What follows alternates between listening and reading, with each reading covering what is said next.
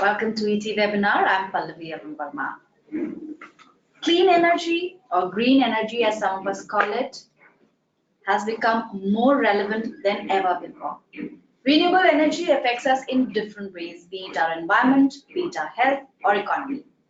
Today's session will focus on how renewable energy impacts our life and how it will power your homes and your businesses in the future. We have with us Mr. Chandramouli Chandrasekaran, who's the head of operations at Advit Foundation. Chandramouli, welcome to ET, and thanks for taking out time for this webinar. So as we're talking about renewable energy, my only question to you is, do we really have a choice? Thank you so much, Pallavi. And to answer your question, we really don't have a choice, to be very honest. But that being said, I would also like to add that it is not new. Renewable energy is not new. We might be using it in a different way than we know it, or our ancestors have known it. But renewable energy is not something completely new for humans. So on that thought, I would like to start with my presentation here, and I welcome everyone who is participating in this. Hopefully, we'll have a beautiful discussion and just to remind all the attendees, you can ask your questions to Chandramouli. He'll be with us till 4 o'clock. So if you have any questions on renewable energy, you can send us your questions, and after the end of this discussion, we'll take up your questions one by one. So Chandramouli, I hand over the thing to you, and you can start with the presentation. Right. Thank you so much, Pallavi. So humans have been using non-conventional sources of energy since a very long time, and I specifically use the word non-conventional here because that is what we it's an another name for renewable energy technology which is used. When commonly people talk about renewable energy, they refer to them as non-conventional sources of energy. But let me tell you that these sources, at one point in time in our history, they were pretty much the conventionally used systems, right? To throw in a few examples, I would say sailboats, we were using them for transportation. Today we are using diesel engines, electricity, you name it, but there was a time when this was the norm. We used wind to travel across continents. Another beautiful example, food preservation. Drying of agricultural produce, drying of food produce has been around for centuries, maybe even millennia. And that has been purely being done by exposing it out to sunlight and evaporating all the water out of it. So again, we know how to use sunlight. Windmills, classic example. These are the inspiration for our modern day wind turbines. These were used for agriculture, for irrigation, for grounding, making flour, grounding your grains and making flour. All wind energy being converted to mechanical energy. Domestic applications. Some of these examples have traveled through time, and this particular example is still being used. Right? We put our clothes out to dry. We use the wind and sun to dry out our clothes. A water wheel has been, this picture itself it's medieval times. The water wheel itself has been used for agriculture and production. And last but not the least, our favorite pastime as humans, war. So the first recorded example of solar energy being used in war is by the great Archimedes when he saw enemy ships coming in to attack. He used a couple of finely polished copper dishes and reflected the sun's rays to the focal point. And just like school children do these experiments where they have a magnifying lens, they put it out in the sun, and there's a shiny dot coming in, and then you start burning paper or dry leaves or anything that comes across. It's very similar here. It is not a refraction; it is reflecting the sun's light, concentrating it into one point, and that point becomes so hot that the wooden ships caught fire, and that was a very unique approach to warfare. So solar energy being used in war. So yes, so we have known these technologies for a very, very long time. But what has happened is that at some point we discovered something better, which addressed the biggest problem with these technology, with renewable energy, was their intermittent nature. Their intermittent nature. The sun doesn't shine all the time. The wind doesn't blow all the time. Imagine Archimedes sitting out, ready to attack the ships, and he's out there with his dish, and then there's a cloud cover. That's it. His plans failed. So these, the sun and wind, they are intermittent technologies. So at some point in time, we discovered that we have better options, and we started using them. Coal being one of those brilliant options, and there was no turning back after that. And the industrial revolution came in, and we discovered petroleum. We have petrol, diesel, you name it. And after a point in time, we again realized these are very harmful resources. They pollute our environment, and it is going to come back and bite us. So we have iterated and started using the same solar energy, wind energy in a very different way. And going forward, I believe that in the future, the same thing will happen. It will probably undergo further iterations, and we will have much better systems which work much better running on solar and wind. So moving on, the objectives of this webinar is fourfold. One is that the audience is able to distinguish between various renewable energy technologies that are around today, and then the next is that they're able to differentiate between various types of solar energy system configurations. This has been particularly added because solar is the in thing right now, and people have a lot of questions on how to set them up at their homes. Do I need batteries or not? How expensive is it? So we can probably have a good discussion around the system configurations. Acknowledge the severity of the harmful effects of fossil fuels. I have a couple of slides which will be highlighting how difficult it is going to become in the future if we continue to use fossil fuels the way we are using right now. And then appreciate the future prospects that RE presents. There is a lot that is happening in renewable energy in our country, and a lot more is expected. So let's see how that goes. So to give you a brief outline, electricity in India, this pie chart very beautifully summarizes the installed capacity by the source in India as on 2019. The total installed capacity in our country is 360 gigawatt, and it is roughly growing at around 6 to 7% every year. If you can observe, coal is 56%. The installed total out of the total 360 gigawatt installed capacity, coal is 56%. It used to be around 65 until a few years ago. It has come down significantly, 56%. Solar power is still at 8.3%. Wind power at 10%, right? So just to get an understanding of what exactly is 360 gigawatt, to compare it in layman's term, 1.5 ton air conditioner uses around 1.5 kilo, it has a 1.5 kilowatt power. So this 360 gigawatt of total installed capacity is equivalent to basically running these many air conditioners, 1.5 ton air conditioners. That's a huge number. That's a huge number. Delhi would somewhere be around, I think, 6 gigawatt, Delhi's requirement of power, right? There's a similar looking graph, which is the electricity generation by the utility sector in 2018-19.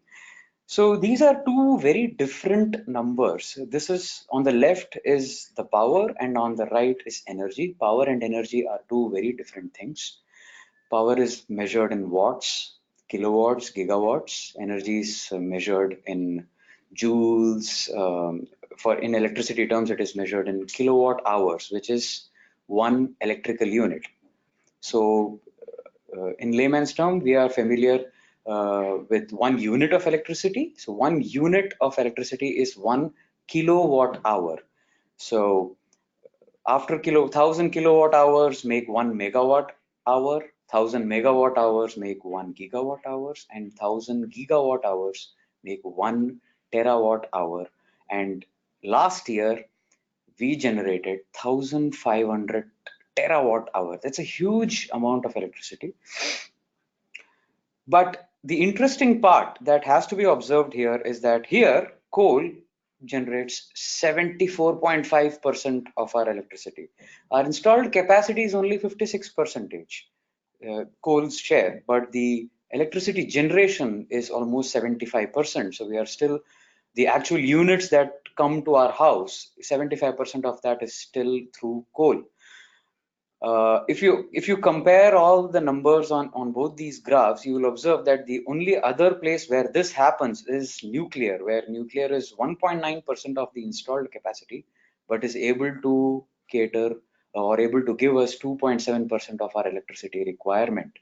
The reason why nuclear and coal can do this is because they can supply what is called the base load. They can run 24/7, day, night, it doesn't matter. Once it's on, keeps on going, and the energy density is high, which the renewable energy systems are unable to do. So that is why even though renewable energy, which covers large hydro, small hydro, wind power, solar power, biomass, all of them put together is somewhere around 20-25 percentage, but the electricity produced by them is just about 15 to 18 percentage, right? So which this basically just highlights that we are still heavily dependent on coal, which means that we are still dependent on fuel imports, we are dependent on aggressive mining of coals, and we are still creating large amount of pollution. So what is the harmful effect of fossil fuels? The biggest thing, it's a no-brainer, it causes air pollution. But there's a very interesting data by World Health Organization which highlights what is the primary cause of death due to air pollution. So typical thought process is that it affects our lungs, it affects our respiratory systems, but the data shows that lung cancer is just about 14% deaths. Bronchitis and other respiratory problems is another 14%, but the main cause of death due to air pollution is heart attack and stroke. So if in a city like Delhi, on a very highly polluted day, say for example after the winters or the days after Diwali, when it is really polluted, if you find people fainting on the road, they are probably having a heart attack because of the pollution. So the air pollution affects our circulatory system, our cardiovascular system more than it affects our respiratory systems. So we are more likely to die out of a heart attack than cancer or bronchitis. So we have to protect ourselves from that. And studies have shown that even a basic N95 pollution mask, which is cheap, very cheap, costs less than 100 rupees, is able to protect us by helping reduce the blood pressure. What basically happens is when you're breathing particulate matter laden air, your blood flow gets constricted and your blood pressure shoots up, and your heart rate variability, which is a important metric for your heart's health, the variability is no longer there. When you inhale, the heart rate is a little different. When you exhale, it is different. So that variability is not there. So what the mask does is prevents the particulate matter from entering your bloodstream and reduces your blood pressure and improves your variability, and you're protected. So don't be, there's no shame in it. Don't be ignorant, buy a mask and wear it when you're going outside. Moving on, excuse me. Global warming and climate change due to excessive carbon emissions. Again, it's a known fact. People know this, that global warming is happening, climate change is happening, although a lot of people refute these arguments these days. There are many schools of thought, but yes, it is happening. It is scientifically proven that it is happening. So what it does is it increases the average global temperature because of the carbon emissions covering our Earth's atmosphere. So which in turn results in melting of ice caps, rise in sea level, loss of land, which will result in a massive economic and social problems. Imagine people who are living in the coast right now, their homes getting washed away over time. All of them are moving inlands. So fewer resources, but the same more number of people fighting for it. So it poses a huge economic and social problem.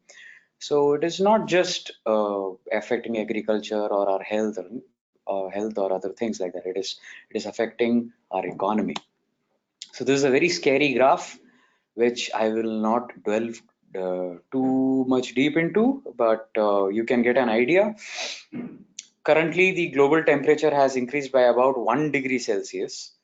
So that itself, if you can see, the expected effects are extinction of species. We hear about them every day. Extreme weather events, hear about them every day. Increased earthquakes every day. Sea level rising, melting of ice cap. All of this we are hearing these days. It's because of global warming. When it shoots up further, 2 degrees, 3 degrees, we'll start having environmental refugees, we'll have food shortages, polar bears are gone, Greenland is gone, water supply is affected. We can see this happening already. 4 degrees, 5 degrees, it becomes really scary. Countries like Bangladesh are going to submerge, and all of them are going to become refugees and come into nearby gases. This permafrost melts. This is, I would say, the tipping point, because the moment this happens, all the frozen gas, so to speak, in the polar regions, which has methane, which are more potent compared to carbon dioxide in global warming. So it is further going to heat up our atmosphere. All that gets released, and eventually mass extinction, and we are dust. That's it. So we have to take care, and we have to address these issues right now. Uh, there are studies, there are estimates which say that we are very close to the point of no return. Some say we have already crossed the point of no return, that even if we try to do anything, we are not going to be able to stop global warming. So let's be positive about it and let's do our best. So moving on, keeping all these things in mind, our country has has set up renewable energy targets. Let's have a quick look on them. The target is by 2022, we have to set up 175 gigawatt of renewable energy. So it is split into two parts. One is wind, which is 75 gigawatt target, and the other is solar, which is 100 gigawatt target. Solar is further split into large scale projects, solar farms, solar parks that you hear. These are 60 gigawatt out of the 100 target solar power plant, and the other 40 is the rooftop and decentralized smaller systems. Now compare them to the current status. As of 2019, we have achieved 67 gigawatt of renewable energy, out of which 37 is wind and 30 is solar. And out of that 30, 26.5 is the large scale farms, and just about 3.5 gigawatt is what is rooftop. So there is huge work to be done, not just here, but everywhere. And recently we have heard our Honorable Prime Minister say that the same target, 175, is going to get revised to somewhere around 400, 450. Very ambitious, but we should have a positive point of view about it, and let's see how far we can push ourselves and reach that target. In terms of price, the prices that have been seen in these large scale systems of wind and solar is in wind it has been as low as rupees 80 paise per electrical unit. So this price that I'm talking about is the power purchase agreements that is made with large developers with the distribution companies. Excuse me. So these large scale wind power plant, wind farms are tendered out, and these companies bid for these tenders. Whoever wins, they set up these large wind turbine parks, and they have an agreement where they agree to sell electricity at this rate. It's called a power purchase agreement. So wind is 2 rupees 80 paise and solar is 2 rupees 44 paise per kilowatt hour. This does not account the subsidies. This is the before subsidy rate. With subsidy, it becomes even cheaper than this. So the thought that solar is expensive, I think we can start questioning those thoughts. Solar is no longer that expensive, I would say. I would have further slides which will highlight that. So 2 rupees 44 paise per kilowatt hour, it's pretty cheap. What we domestically, at least what we pay in Delhi, is somewhere around 4 rupees, four and a half. Places like Gurgaon have 7 rupees. So compared to that, 2 rupees 44 paise is pretty cheap. Carbon emission targets. So in the Paris Agreement, our country has laid out what they call INDCs, intended nationally determined contributions. So by 2030, we have committed that we will have non-fossil fuel based installed capacity of electricity to the tune of 40% by 2030. So remember, if we go a few graphs before, the pie charts that I showed, we are somewhere around 25 to 28% right now. So we aim to reach 40% of our total installed capacity. Please do bear in mind that this electricity demand increases every year 6 to 7%. And as we are installing solar and wind systems, we are also installing coal and other fossil fuel based systems. So today it is 360, 2022 it might become 420 gigawatt. So we have to be 40% of that, right? Additional 2.5 to 3 billion tons of carbon dioxide equivalent carbon capture sink through afforestation. So we have basically committed that we'll plant a huge number of trees so that 2.5 to 3 billion tons of additional carbon dioxide from our atmosphere can be sequestered or can be sucked in by these trees. This target is being doubted by many experts. Many experts believe that we'll be able to reach just about 1.9 billion only. So we might not be able to reach this target. Let's see what actions are taken. Reduce emission intensity to 35%. So we are on its way. We are on our way to reducing this. Recent news say that it's already reduced by 20%. So we need to reach 35%, right? So what after 2022? So the entire renewable energy target, it has 2022 as the target year. So what do we think is going to happen after that? So just to highlight that, I have these two graphs, two maps rather. So this map on the left, which is showing right now, is the wind power potential in our country. So you can see the red areas are the areas which have excellent wind energy potential. Blue areas, there's no point in putting up a wind turbine, whether at your home or in a huge wind farm, because it is just not going to be economical. Blue and yellow, in fact. The red areas and the violet, purple areas, green areas are the ones where wind energy is going to work beautifully. And this is at 50-meter height. So it has also been realized that when you go higher, the potential is much more. So at 100 meters and 120 meters height of the pole of the wind turbine, the potential is more. So now we are setting up 100 and 120 meter high wind energy turbines. So in comparison to that, this is our solar resource potential. You can see that the color of this map is more homogeneous compared to this. So we have a lot of red areas and orange areas where you can put solar. So pretty much any corner of the country you can put. You can also see that in the Leh Ladakh region, it is very high potential for solar. So in light of recent events, we are hoping there's a lot of potential, lot of solar development going to that is going to come up in Leh and Ladakh region. You can also notice that when you overlap these two maps, there are a lot of regions which have excellent potential for both wind as well as solar. Say, for example, a few areas in Rajasthan, Gujarat, Maharashtra, Karnataka, Tamil Nadu. These are areas which have excellent potential for both solar as well as wind. So after 2022, in fact, it has already happened, but we are expecting more combined policies, combined approaches by people. So the electricity demand is growing at approximately 6-7%. So roughly every 10 years, it is going to double.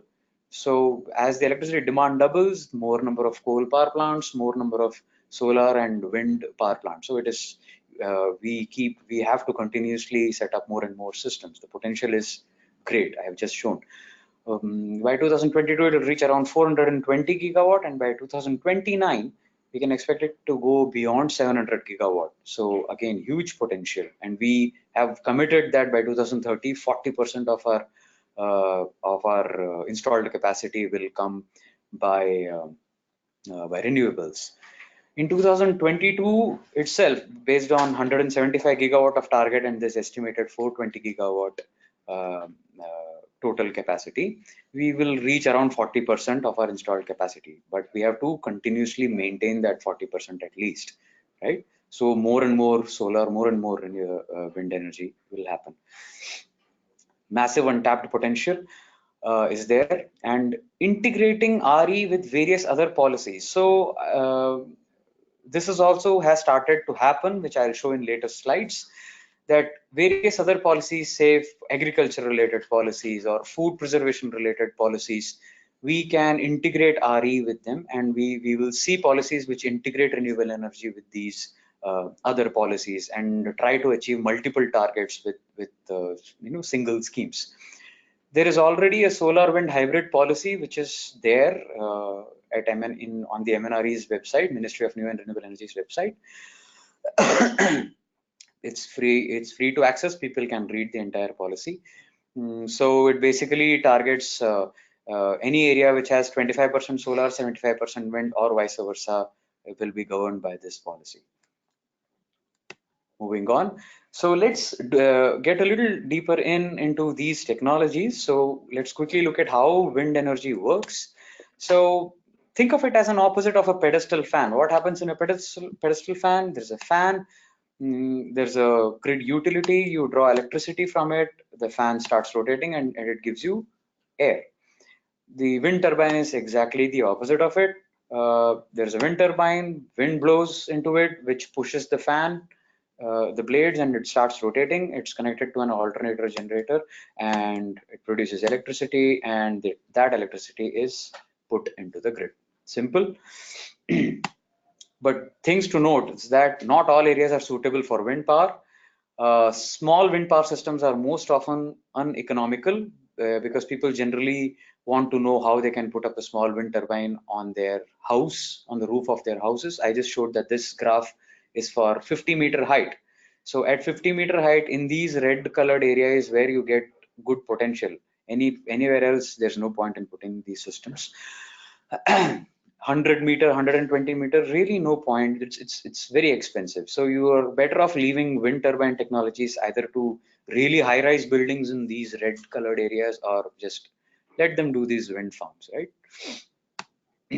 Now, how does solar energy work? Solar energy, the sunlight has sun energy that we get from the sun has two components. One is heat and one is light. There are technologies which harness both these components. So technologies which take care of, or rather which tap into the heat component of the sun, are solar thermal and concentrated solar power, CSP. Some examples are a solar water heater. The sun's light falls on these tubes. There is water being circulated through these tubes. The tubes have these are copper tubes, and then there is a glass coating on top, glass encapsulation. So that glass traps the heat, and the copper gets really hot, and the water that goes in through these pipes gets heated up and stored in these tanks. These are all solar thermal systems. This is called a Scheffler disk, which is again reflects the sun's light into one focal point, very similar to the Archimedes example that I gave. Again, a parabolic dish, solar cookers are used. So all the sun's rays are basically reflected back to the focal point where the absorber or anything which you want to heat up is kept, and it gets heated up. We have used this. I have personally used this. I have been able to make popcorns to even dal and biryani and you name it. So this works on during peak summers. This actually works as fast as a gas stove. But yes, again, when the weather is not clear, when the sunlight is not bright and directly falling onto this, its potential goes down. These are large solar thermal based power plants which are being put in various locations. So all these shiny little reflectors, they are angled in such a way that their focal point is on top of this tower. So you can see the tower becoming very shiny, and there is a huge water boiler kind of an equipment which gets heated up, produces steam. Steam is rotated in a turbine, and you produce electricity. So these are all the heat component of the sun. The light component is what is being used by solar photovoltaics, which in layman's terms are the solar panels, which are put on a rooftop. So they utilize the light component of the solar energy. Again, I would like to reiterate that the solar panels that we are putting up on our rooftops, they do not work on the sun's heat. So if someone says that, oh, it's so hot outside, my solar panel will work beautifully, no, it has to be bright outside. And that is why regions like Leh and Ladakh are excellent for solar panels, solar photovoltaics, because they are very bright, but the ambient temperature is low. So the output is very nice, very it's optimized. So the renewable energy technology best suited for homes is solar. As I mentioned, wind energy, oftentimes it is uneconomical for homes. Solar is very affordable. So quickly, let's talk about the configurations that can be used, that solar power plants can be installed in. First is a standalone system, which is a solar PV, which is the solar photovoltaics or the solar panels, minus the grid. And here what I mean by minus grid is that it is not connected to the utility or the discom or the bijli board. So this connection is not there in that house, right? The solar PV, there is no grid, and you have batteries. So the electricity produced by solar PV is stored in the batteries, and from the batteries through an inverter, you are able to take the electricity out, right? So that is a standalone system. The next configuration is a grid tied system, which is you have the solar panels, you also have the grid connected, you do not have batteries. So what happens, whichever is available, so when the sun is shining, the solar panels are making electricity. So the system utilizes the electricity generated by the sun first, by the solar panels first, and then whatever is balanced, it uses the grid to compensate for it. And if there are cases where you produce more electricity from the solar panel than you need, you can export that power into the grid. This is called net metering. So that feature is there in grid tied. So the problem that is there with grid tied, let me just kind of put in a word of warning here to people who are checking this webinar. Solar energy systems cannot work on their own, particularly the grid tied systems, right? They need the grid because the inverter takes reference from the grid and then it uses the solar PV. So if you have a power cut, a grid tied system will not provide you electricity. Many people don't know this. I have known people who have installed grid-tied system without knowing this, and it came as a shock when the system did not provide the electrical backup when the power outage was happening. So the grid-tied system is not as a backup option. It is an option to utilize your free roof to reduce your electricity bill, and so result in cost savings, right? So that is what the grid-tied does. If so, you can always say, okay, fine, I'll just go and set up a standalone system, but then for that you are supposed to not have a grid. These systems are put in places where there is no electricity grid, so you put up large batteries, occupy a lot of space, spend ridiculously more amount of money, and worry about its maintenance periodically. Batteries go bad once in every 3 years, so you have to keep on replacing these batteries, so the cost shoots up, the payback period goes haywire. So what people have started doing is that started using hybrid systems, which is a combination of these two systems. So there is solar panel, there is grid connection also, there are batteries, although not as many as batteries as you would put to power an entire house, just a few batteries to give like a reference voltage when the grid is down, and then the solar PV kicks in, and you're also able to export the electricity in case you make more electricity. Chief components of a solar power system are solar panels, an inverter, and batteries if you have them. There are many small components which is beyond the scope of this webinar. It's a full-fledged course in its own. So mainly you'll have panels, you have inverter, and you'll have battery. This inverter is different from your regular household inverter. A solar inverter is different from your regular household inverter. Right. Just a further comparison, a standalone system is not connected to the grid, but a grid-tied and a hybrid system are connected to the grid. Anti-islanding protection is not there in standalone, but it is there in grid and hybrid. Anti-islanding protection is a protection system given in your inverter, which basically cuts off the electricity supply from your solar PV when there is a grid failure. So say, for example, you have a power outage, your grid has failed. So the inverter with anti-islanding protection will cut off your solar also. So you will basically be sitting in a blackout, even though you have a solar power plant on your roof.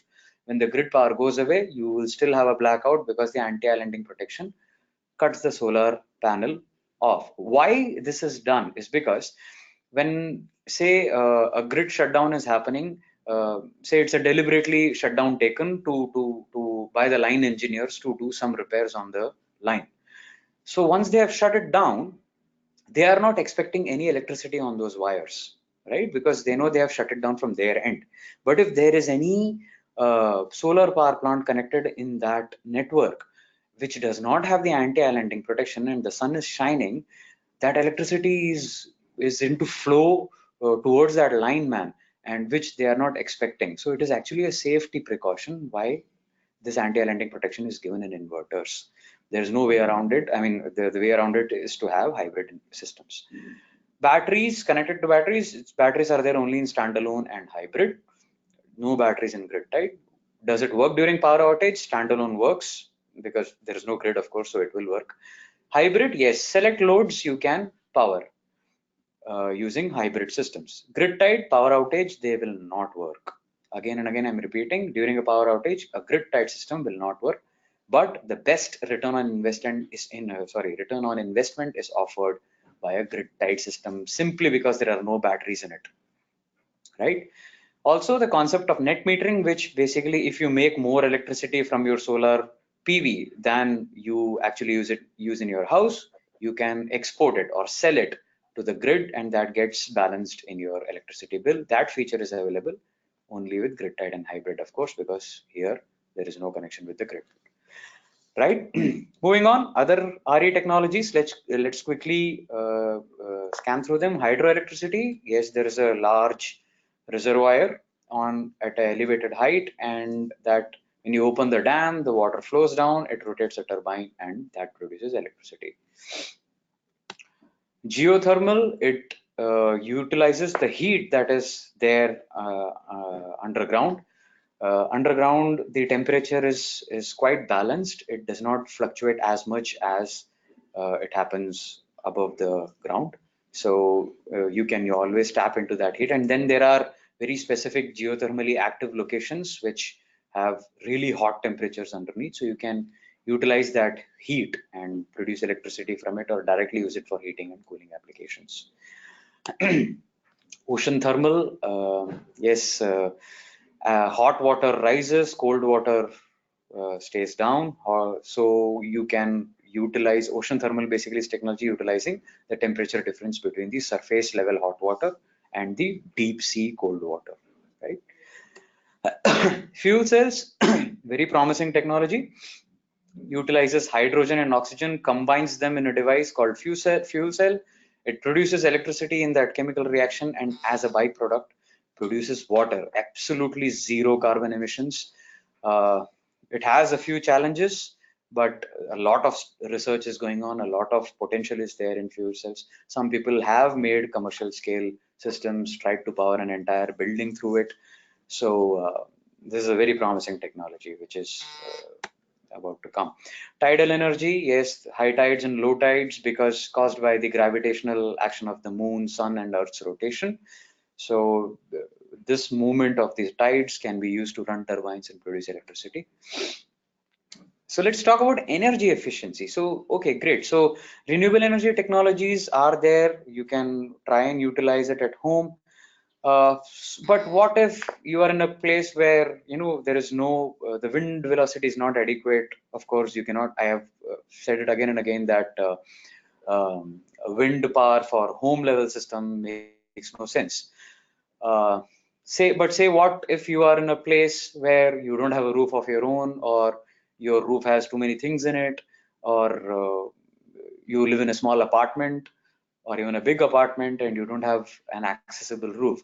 So how do you how do you utilize renewable energy, or how do you contribute to having a greener home? So energy efficiency is the answer to that.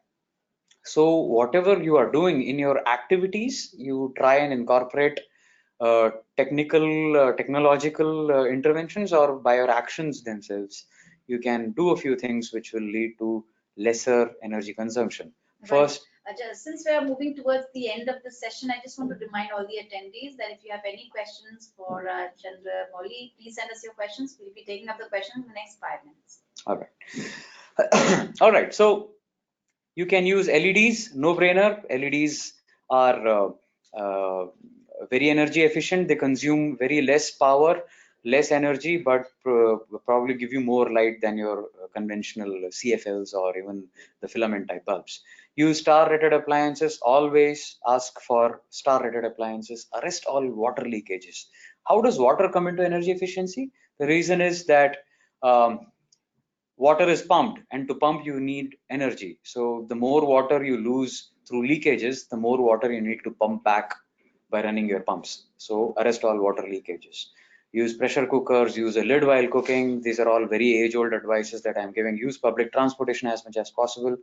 In industries, again, this is specifically for industries, arrest all steam leaks. There's a lot of resource that goes into making steam, and steam is very hard to control. So, but you have to do periodic checks to arrest all steam leaks, and periodic maintenance of equipment that includes your car. So at a personal level, if you want to ensure that you're consuming the least possible energy that you can, make sure you don't miss out on your car's maintenance, because that is going to affect you. Emerging technologies there are a lot of emerging technologies, but I would like to focus more on the storage of energy. So you can store electric energy as well as thermal energy, and electric energy is stored in batteries. A lot of technologies that are coming in, lithium ion technology is being advanced immensely. Companies like Tesla are coming up with fantastic systems.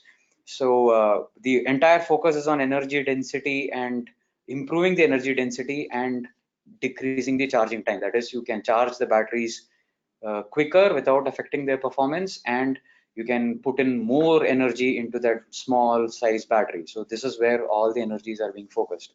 Thermal energy is stored in something called phase change materials. Phase change materials, a very simple example is your ice pack.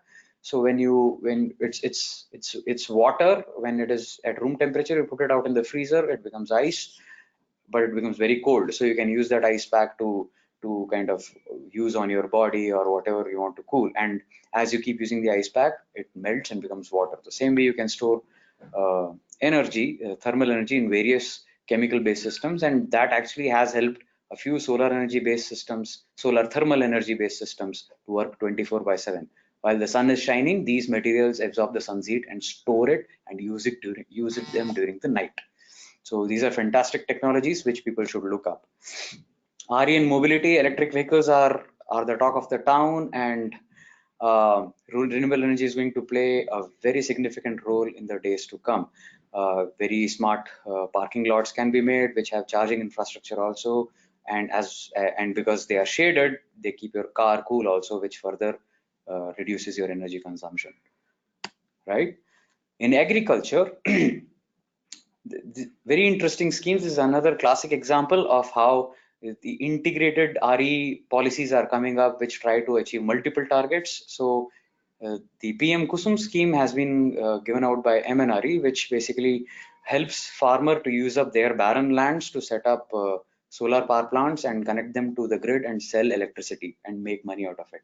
So that also helps them double farmers' income. That the whole approach for doubling farmers' income, it comes into that too. 17% of electricity in our country is used by irrigation pumps, which are connected to the grid.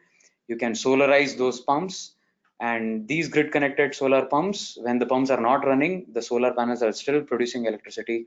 They can be fed into the grid and the farmer can earn money out of it. And additional solar pumps, you can instead of to reduce diesel consumption in these pumping, solar pumps can be set up, and the same thing can be done. You can connect them to the grid and help the farmer make more money out of it. Right. In education, again, there's a huge potential for renewable energy. There are youngsters can pursue higher education in energy storage, fuel cells, and other energy production methods. There are BWalk programs which have come up in renewable energy technology, and there are postgraduate programs in electric vehicles which are available. You can simply Google them up. A lot of institutes are providing these programs. There are various short programs which are upskilling programs, 2-day awareness sessions or 6-month detailed program for which teaches you how to install a solar power system on a rooftop. So these are all very good programs that are available. There are so many trainer providers which are there out in the market which provide these interesting programs. So people should look up into these programs too. That brings us to the end of my presentation. So let me end with this beautiful quote by our former president, Dr. APJ Abdul Kalam, that science is a beautiful gift to humanity. Let us not distort it. Let's put it to good use. Let's put it to use it to conserve our environment, come up with beautiful technology so that we all move forward. So with that thought, I think we can move on to any questions that our viewers might have. Sure. So we've received a lot of questions. We'll try to take up as many. I begin with the question by Shubham, and he wants to know how soon can we make renewable energy affordable to be used at homes by middle and lower middle class families. Right. It's thank you for your question, Shubham. In my opinion, see, affordability is a personal choice. In my opinion, solar power systems have become affordable already. One thing that people tend to forget when they look at solar power plant is the life cycle costing. We tend to look at the upfront investment or the capital cost and we get scared. Oh, it's so high, right? But say if you want to have a diesel genset instead of a solar power plant, in the long run, during a period of its operation, the diesel genset is going to cost you more than a solar power plant. There is no maintenance cost in solar, hardly anything. You just have to wipe the panels, right? So the life cycle cost of solar is low. Same thing happened when LEDs came in. When LEDs came in, around a 4-watt LED bulb would cost from Philips. A 4-watt LED bulb cost around 450 rupees. But the energy consumption was so low that if you did a simple mathematical calculation, you would understand that the payback is within a year or so, right? So solar, in my opinion, has already become quite affordable. It used to be 75 rupees per watt in 2012-13. Today it is as low as 40 rupees per watt. It's become less, almost half of the price. So it is already affordable. There are other challenges though, which particularly to the middle class people who stay in apartment complexes, those challenges are yet to be addressed, but we are getting there. And another point to add on affordability is that any new technology which has come up has taken its time to become affordable. Cars, when they were invented, they were not affordable by everyone. Today, everybody has them. Same thing with air travel. Same thing if you take India as example, uh, third AC travel, right? There was a time when people would not be able to afford third AC travel. Today, third AC is as crowded as a sleeper class. So affordability will come with time, and we are Right. getting there, and it's just a matter of time. Sure. Let's now move on to the next question. Rajiv Gulati has sent a question for you. What is the way for practically creating the solutions and implementing it with urban population? The issue of sensitizing startups for innovations towards SDG may require a new agenda. Right. Thank you, Mr. Gulati, for this question. Urban population, yes. Again, we are touching the previous question, the explanation that I tried to give in the previous question. Right. In the urban population, the problems are different. See, in rural households, people have independent houses, so they have a roof which they can just, if they have the money, they can just buy solar panels and put on their roof and save money, right? But in urban areas, people stay in RWAs, they stay in group housing societies. The roof is shared. So there are policies, though. I remember reading in Delhi's solar policy that they have come up with mechanism where solar power plants can be set up on a shared ownership model, community ownership model, where all the residents are joint owners of that power plant, and there are certain ways it can be done. So it is there only in policy level. I don't think it has been implemented anywhere, in my knowledge. As far as sensitizing startups for SDGs is there, that's a very the thoughtful point that he has made. That the sustainable development goals, startups have to be encouraged, and I agree with you that we have to encourage youngsters to think innovative ideas which can help us reach these SDGs. So the next question is from Mr. SK. I share his initials, only not his full name. What is the scope of renewable energy in terms of a business perspective? He says, how can somebody enter into this business and how much money is required? Right. The business potential is there, like we have seen that out of 175, or if you just talk about solar, out of the 100 gigawatt target that is there till 2022, we have achieved just about 30. So we have to still go a long way. In the large scale systems, I would say it is already congested. There are a lot of players who are competing in the large scale systems, and you can see that those systems have also the target is closer to achieving in large scale. But the rooftop segment, the small scale system, is where we need more people to start investing their money. A simple 1 kilowatt solar power plant, where a grid tied solar power plant without batteries, that is 1 kilowatt power plant, will cost somewhere around 40,000 rupees to a customer. So to a person who's installing it, it is going to be a little less than that, because the margins is also higher in that. So you can see, to say, if you have a person who's interested to put up a, say, 5 kilowatt system on their rooftop, so you need to have at least about 2.5, 3 lakh rupees with you to start off. Okay. We have a few more questions and we are running out of time, so we'll try to take up questions in a brief manner. Nitin Pathak has sent us a question. He says he's the chairman of a housing society. They already have solar water heaters installed on the rooftop and good wind velocities in their area. So he wants to know if they can install windmill for electric generation. As you mentioned in your presentation as well, that it depends on the location as well. So it depends on the location, yes. I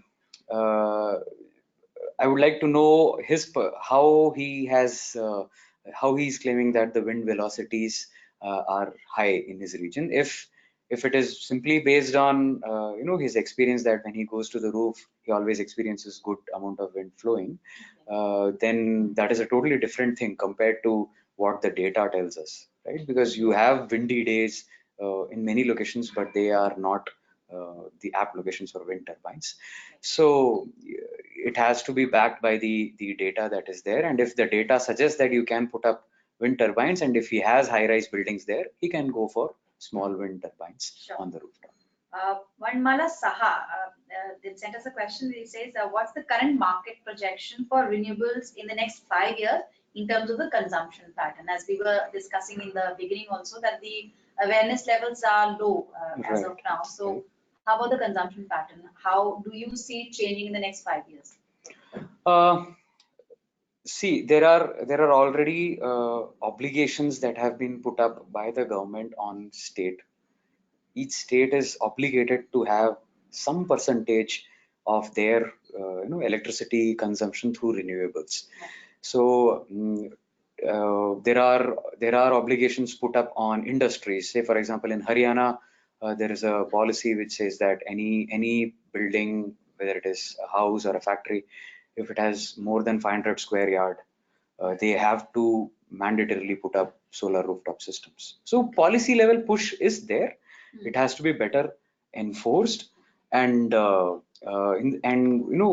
it in line with the targets that we have for 2022 and the new statements made by our Prime Minister. I think there is a lot of potential for growth in solar energy. Right? In fact, the next question is related to policy only. Jayanta Chatterjee has sent us a question, and it says India's rooftop solar business is already overcrowded with a lot of small players, into it, but none of them are making money because there's a lot of price competition. Right.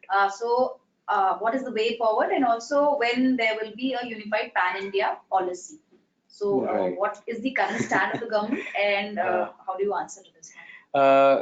Unified pan-India net metering policy is something which everybody is awaiting, but there are a lot of challenges in that. Excuse me. So it simple challenges, simple changes like whether the discom is privatized or is it state run. Simple things like that we have observed that has made a huge difference in how the discom approaches this whole, because the net metering has to be driven by the discom. They have to have their entire system sorted for calibrating the meters and getting the net metering applications churned quickly one after the other. So how the discoms work is what makes a huge difference, and then so they have to kind of make the discom operations also uniform for the net metering policies to become uniform in the country. Okay, so we have just 2 more minutes. We'll take up 2 more questions. Next question is from Kishan Patel. It says, what are the major hurdles for fast adaptation of RE, and what can be the possible solutions from both the corporate as well as the government side?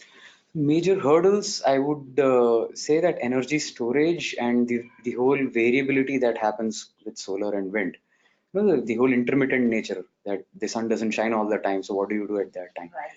So that is a major hurdle. So energy storage is going to be a key challenge, and thinking that electric vehicles are also going to come, which again depend hugely on energy storage. Right. So I think battery technology is where we need to focus all our energies, not just at India level, at a global level, and come up with really efficient economical systems which will help people store these energies, and that will get the renewable energy and electric vehicle ecosystem going rapidly forward. Okay.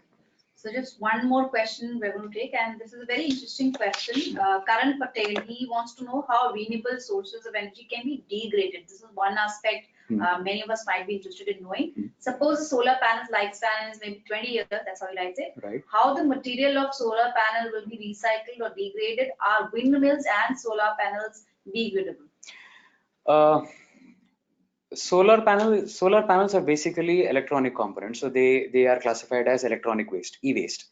So there are authorized pollution control board e-waste recyclers in our country also, which tie up with corporates. So large corporates, they have computers and wires and tube lights and batteries coming up as waste. So it is not discarded in the regular waste. It is given to e-waste recyclers. What I see in the coming few years is a huge market for dismantling of the expired solar power plants. Solar power plants, like he correctly said, 20-25 years is the lifetime. But they don't go zero after 25. Their performance drops by, say, a few percentage. So they say it is zero. So they are by no means they are waste. But say in case they end up becoming waste, they break down, or there are cracks on the solar panels, they are termed as e-waste. So there is a huge market potential in my opinion, that a few years down the line, all this 175, 400 gigawatt of solar panels, electronic waste. So electronic waste recycling it's a huge business market, which I think it will come up. With that, we'll close the session, and thanks a lot once again for taking our time for ET and sharing all the insights on renewable energy. Thanks to all the attendees who've been with us throughout the. Thank you so much, ET, for giving me this opportunity to present this webinar. Thank you so much.